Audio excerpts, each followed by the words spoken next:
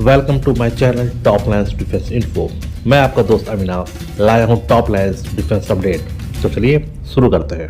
Operation सिंदूर के बाद से ही पाकिस्तान एक प्रोपेगेंडा के तहत इंडियन आर्म फोर्सेस से मिली हार को छुपाने के लिए तथा अपनी जीत को दिखाने के लिए हर इंटरनेशनल प्लेटफॉर्म पे ये दावा कर रहा था कि उसने इंडियन एयरफोर्स के 6 राफेल फाइटर जेट को मार गिराया है। हालांकि सबूत दिखाने के नाम पे आज तक पाकिस्तान एक भी प्रूफ नहीं दिखा पाया है। खैर, ऑपरेशन सिंदूर के बाद इंडियन एयरफोर्स अब धीरे धीरे इससे जुड़ी अब सारी जानकारी मीडिया के थ्रू लोगों तक पहुंचा रही है। रिसेंटली इंडियन एयरफोर्स ने एक ऐसे ही इंसिडेंट के बारे में लोगों के साथ जानकारी शेयर की है कि कैसे राफेल के स्पेक्ट्रा इलेक्ट्रॉनिक वॉरफेयर सूट ने एक मिशन के दौरान अपना पोटेंशियल दिखाते हुए पाकिस्तानी एयरफोर्स के एक हमले को फेल कर दिया था।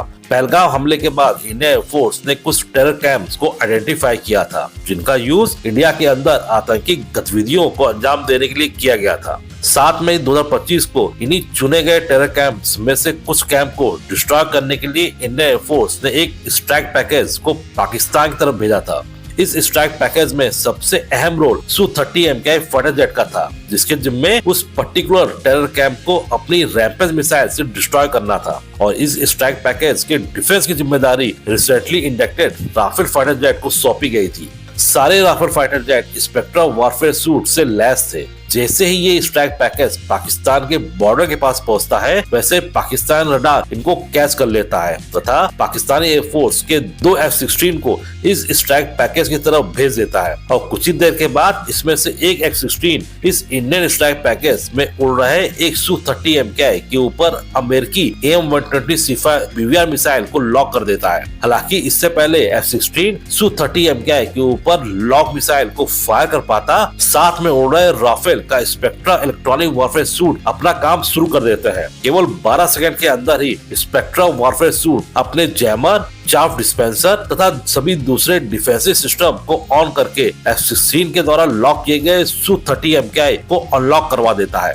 स्पेक्ट्रा के द्वारा दिखाए गए इस मैजिक टास्क ने F-16 के उम्मीदों पर पानी फेर दिया और पाकिस्तानी F-16 को वापस अपने ऊपर काउंटर अटैक होने की आशंका के बीच मिशन को अबॉर्ट करके वापस जाना पड़ जाता है। और इसके बाद Indian strike package pin point accuracy से अपने टारगेट को हिट करके सेफली वापस भी आ जाती है। इंडियन एयरफोर्स ने जो विश्वास राफेल तथा इसके इलेक्ट्रॉनिक वॉरफेयर सूट स्पेक्ट्रा के ऊपर दिखाया था, स्पेक्ट्रा उस विश्वास के ऊपर पूरा खरा उतरता है। जबकि कई पाकिस्तानी डिफेंस एक्सपर्ट ऑपरेशन सिंदूर के बाद राफेल के स्पेक्ट्रा सूट को बेकार बनाते हुए इंडियन एयरफोर्स के इस गवर्नमेंट के ऊपर हंस रहे थे, लेकिन राफेल ने इसके जरिए ही उन सभी पाकिस्तानी एक्सपर्ट के चेहरे से हंसी छीन ली।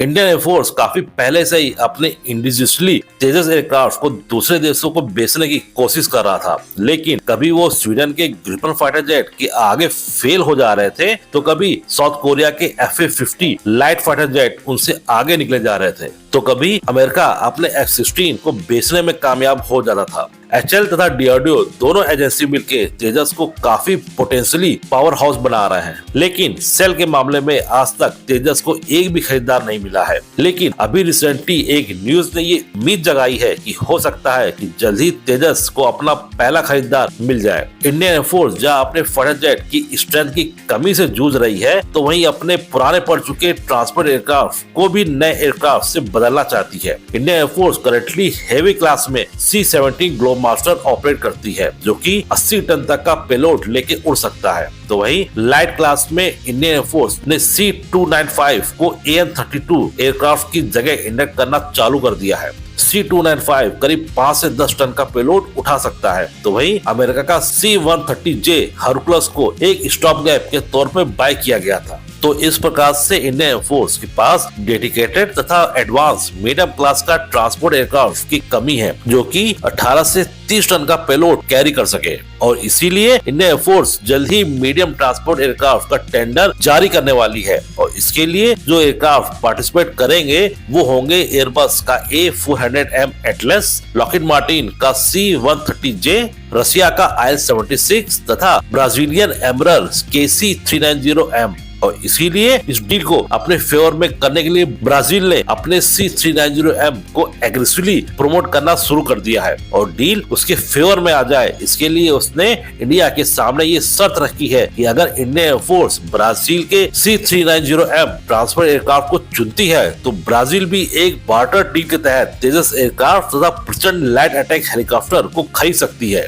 इंडियन एयरफोर्स को लगभग 80 MTA ट्रांसपोर्ट एयरक्राफ्ट की जरूरत है तो वहीं ब्राजील को भी 32 लाइट अटैक जेट की जरूरत है। हालांकि MTA डील के अंतर्गत एम्ब्रायर के C390M जेट के चुने जाने की ज्यादा संभावना है क्योंकि जहां ये एक तरफ 26 टन कैरी कर सकता है तो वहीं सभी एयरक्राफ्ट में से सबसे सस्ता भी है और इंडिया के अंदर प्रोडक्शन करने को राजी भी है, जबकि बाकी के दूसरे एयरक्राफ्ट या फिर सेट किए गए पैरामीटर से ज्यादा पेलोड कैरी कर रहे हैं या फिर पुराने टेक्नोलॉजी में बेस्ड है और या फिर उनका प्राइस काफी ज्यादा है और इसी रीजन से इस बात के चांसेस काफी ज्यादा है कि बार्टर डील के तहत तेजस जेट इस बार सेल हो सकता है। इसी तरह की डिफेंस न्यूज और फैक्ट्स की रेगुलर अपडेट पाने के लिए मेरे चैनल को लाइक और सब्सक्राइब जरूर कीजिए और हाँ, बेल आइकन दबाना मत भूलिएगा। जय हिंद।